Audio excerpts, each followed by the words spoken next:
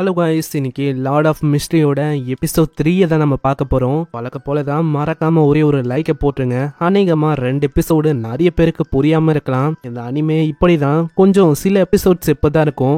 Once நீங்க ஒரு 6-7 எபிசோட பார்த்துட்டீங்கன்னா ஃபர்ஸ்ட் எபிசோட்ல எதுக்காக இப்படிலாம் நடந்தது அப்படின்னு உங்களுக்கு புரிய வரும். ஏன்னா சில பல விஷயத்த என்னால இப்பயே ரிவீல் பண்ண முடியும், இருந்தாலும் ரிவீல் பண்ண தப்பாயிடும். இந்த உலகத்துல சர்ச்சஸ் அப்படின்னு தனியா ஒண்ணு இருக்கு, சீக்வன்ஸ்னு ஒண்ணு இருக்கும். ஹீரோ இப்போ 9வது சீக்வன்ஸ்ல இருப்பான்.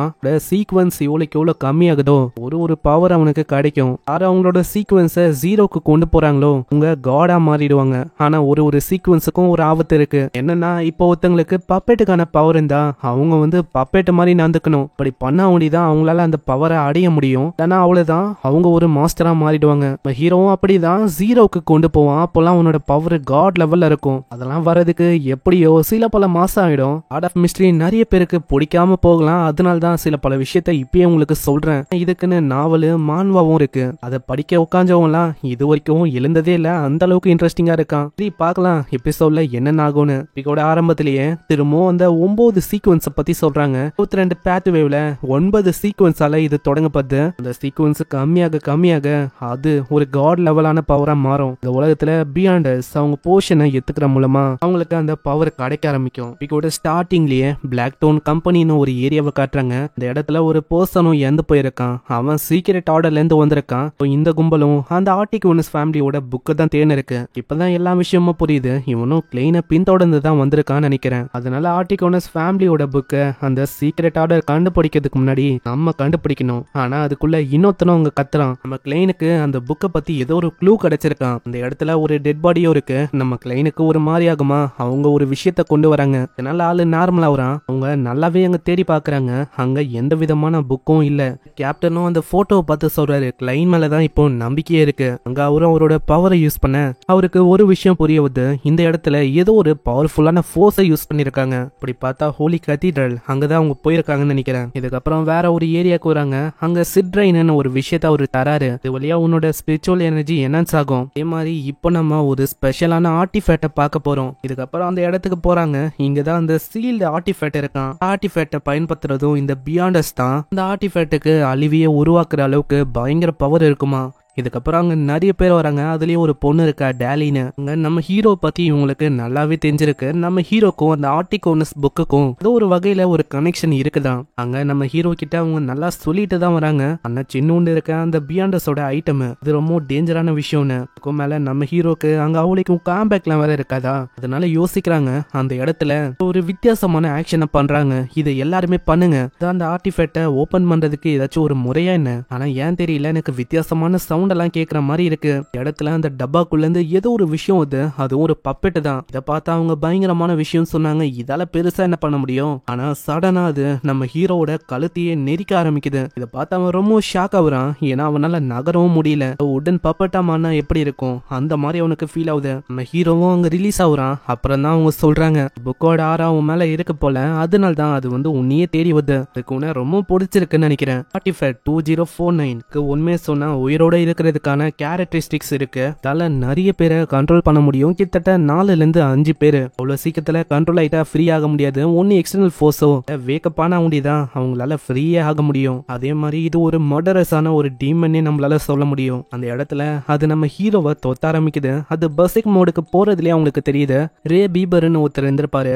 அவரு தான் இந்த ஆர்டிக் ஒன்ஸ் ஃபேமிலியோட டிசண்டா. அதனால அந்த டால் அவங்க ஃபாலோ பண்ண ஆரம்பிக்கிறாங்க. இந்த சைடு இன்னொருத்தனும் ஏதோ ஒரு வித்தியாசமான ரிச்சுவலை பண்றான். அதனால அவனோட உடம்பும் ஒரு விதமா மாற ஆரம்பிக்குது. அங்க ஒரு ஜோக்கரும் சொல்லுது, லேட் ஆயிட்டம் போலயே, ஏன்னா ஆல்ரெடி அந்த ஆர்டிக் ஒன்ஸோட நோட் புக் அது அப்சர்வ் ஆயிடுச்சு. நான் ஏதோ ஒண்ணு அவங்களும் இந்த இடத்துக்கு வராங்களா, அப்பனா இப்ப என்னோட சின்ன மேஜிக்கை நான் இப்ப பண்ணணும்னு நினைக்கிறேன். இல்ல நம்ம ஆளுங்களும் அந்த இடத்துக்கு வராங்களா. உடனே நம்ம ஹீரோ கிட்ட அவன் சொல்றான், சீக்கிரம் அது யூஸ் பண்ணு. அதை வச்சு அவன் செக் பண்றான் ஏதாச்சும் டேஞ்சர் இருக்கான்னு. இடமே வித்தியாசமா ஆட ஆரம்பிக்குது. இதுலயே உங்களுக்கு தெரிஞ்சு போயிது டேஞ்சர் இருக்குன்னு. அங்க எல்லாருமே ரெடி ஆகுறாங்க.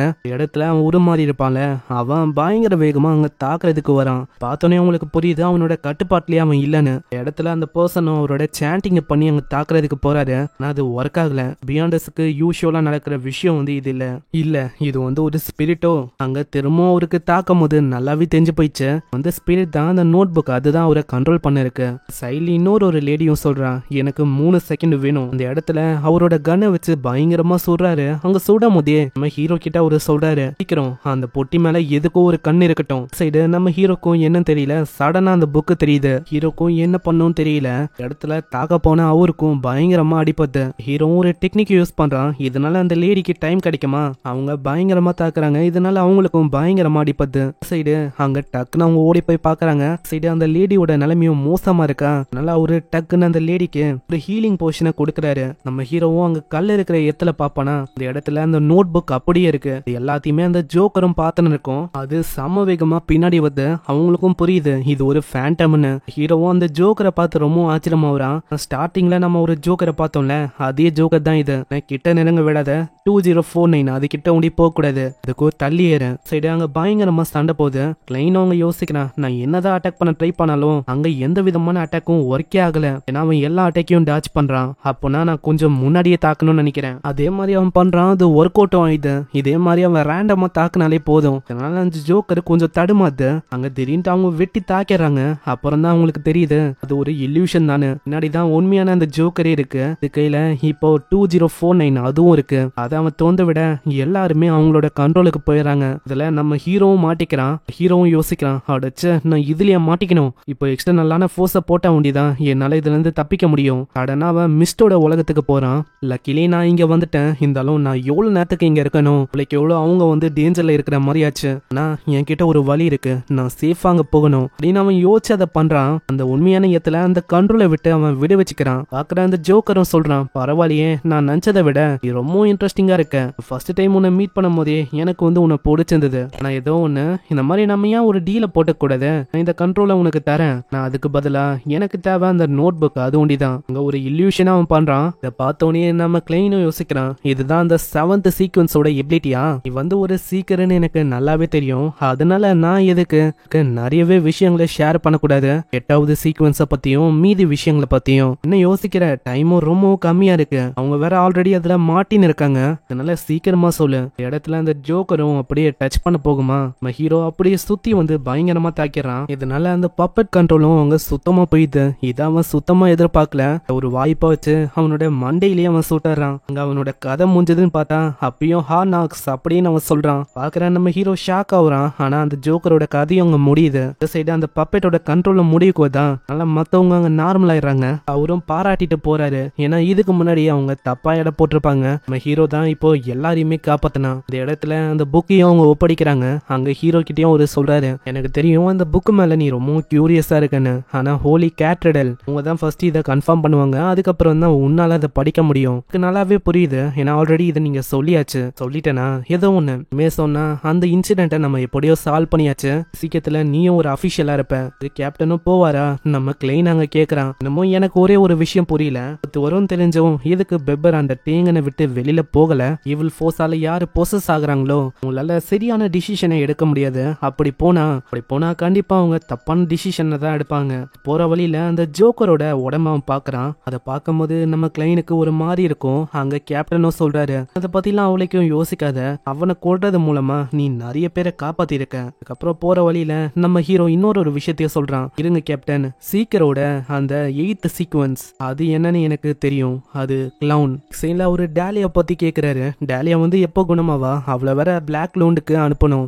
உன்னோட பேரு கிளைன் தானே, இன்னைக்கு உண்மையிலேயே அற்புதமா செயல்பட தெரியுமா. சீக்வன்ஸ் 9ல இருந்துட்டு நீ சீக்வன்ஸ் 7ல இருக்க ஒரு பர்சனையே கொன்னுட்ட. அது காடஸோட ஒரு ஃபேவர்னு சொல்லலாம். நான் அவன் எல்லாத்தையுமே கால்குலேட் பண்ணான். ஆனா நான் அதுல கண்ட்ரோல்ல இருக்கிறத அவன் சுத்தமா கால்குலேட் பண்ணல. அதனாலதான் என்னால அசால்ட்டா அவனை கொல்ல முடிஞ்சது. அதுக்கு ஒரு வகையில காரணம் அந்த நோட் புக்கா கூட இருக்கலாம். அவன் சொல்றான். இதை பார்த்து அவங்க வியந்து போறாங்க.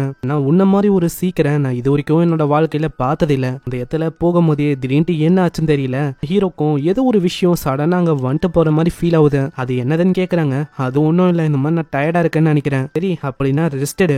கிளைனும் யோசிக்கிறான், என்னோட போர்ஷன் அது லூசன்ட் ஆயிடுச்சுன்னு நினைக்கிறேன். அதே மாதிரி என்னோட டைஜஷன் அதுவும் இப்போ பூஸ்ட் ஆயிடுச்சு. எக்ஸ்ட்ரா இருக்க போர்ஷன் அது கிளவுனு. அதனால நான் இன்னமும் அந்த ஹார்னஸஸ் அதை பத்தி படிக்கணும்னு நினைக்கிறேன். அதுக்காக அவன் டீச்சரை சந்திக்கிறதுக்கு போறான். கேக்கஸ்ன்னு ஒரு டீச்சர் தான் அவருக்கிட்ட ஆர்டிகோனஸோட ஃபேமிலி நோட் புக் அதை பத்தி அவன் சொல்றான். ஆர்டிகோனஸ் ஃபேமிலியா, இதை நான் கேள்விப்பட்ட மாதிரிலாம் இருக்கு, கண்டிப்பா எனக்கு ஞாபகம் தான், நான் அதை பத்தி சொல்றேன்னு சொல்லுவாரு. அங்க இதனால நம்ம ஹீரோ போக ஆரம்பிப்பானா. அங்க போகும்போதே அவரு சொல்றாரு, நீ அந்த செக்யூரிட்டி கம்பெனி கூட இப்ப ஆன்டிக்யூட்ஸ் அதெல்லாம் நீ தேன இருக்க தானே? ஆமா, இந்த மாதிரி எனக்கு அது பிடிக்கும், அதுக்காக நான் பண்றேன். அதெல்லாம் ஓகே தான், இருந்தாலும் டார்க்கான விஷயத்துல நிறையவே மர்மமான விஷயமும் மறைஞ்சிருக்கு, நீ ஜாக்கிரதையா இருக்கணும். அங்க இதுக்கு அவன் ஓகேன்னு சொல்றான். அங்க ஒரு நியூஸ் பேப்பரையும் காட்டுறாங்க. நம்ம ஹீரோ போனக்கு அப்புறம் அங்க ஆர்டிகோனஸா அப்படின்னு அவன் யோசிப்பான். திடீர்னு ஒரு ஸ்கெலிட்டனும் பின்னாடி அப்படியே முளைச்சு நிக்குது. இந்த எபிசோட முடியுது, பார்க்கலாம் இதுக்கப்புறம் என்ன ஆகுதுன்னு. அப்புறம் தான் இன்னமும் இன்ட்ரெஸ்டிங்கா போகும். ஸோ மறக்காம கீழே ஒரே ஒரு லைக்கை போட்டுருங்க. அதே மாதிரி இது வரைக்கும் நீங்க நம்ம சேனலுக்கு சப்ஸ்கிரைப் பண்ணலையா, சப்ஸ்கிரைப் பண்ணிக்கோங்க. நான் உங்களை நெக்ஸ்ட் எபிசோட்ல சந்திக்கிறேன். தேங்க்யூ ஃபார் வாட்சிங். சைனரா.